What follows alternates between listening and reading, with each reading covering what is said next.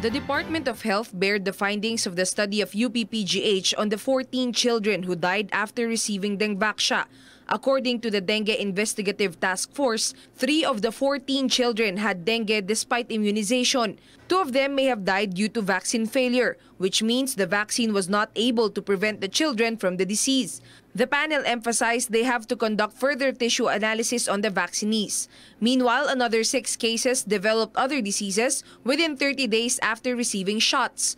However, there was no clear evidence yet that their deaths were connected with Dengvaxia. The causes of death of 2 children are still unknown due to the lack of information on the case. And lastly, 3 cases were considered coincidental and their deaths had nothing to do with Dengvaxia. The task force said they used the World Health Organization's standardized process for evaluating whether an incident or outcome is related to any vaccination.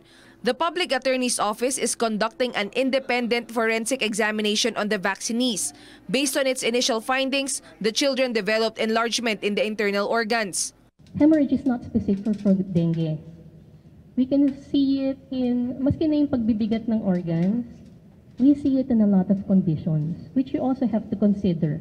The task force also recommended performing their own pathological autopsies on some of the cases. It does raise a lot of questions considering that there are discrepancies between the clinical manifestations as documented by this team versus the autopsy findings being reported by PAO. DOH said it will submit the report to the Justice Department to aid them with their ongoing probe on the issue. DOH also said it will continue monitoring the possible adverse effects of Dengvaxia.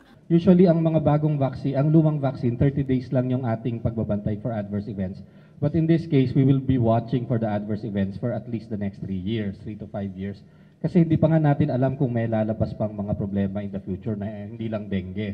The government has already promised that it will cover the medical expenses of vaccinees who will be hospitalized. It will also provide prevention kits to prevent children from getting dengue. DOH also appealed to parents to let their children avail of the other vaccines and not be discouraged by the Dengvaxia controversy. Pauline Requesto for The Nation.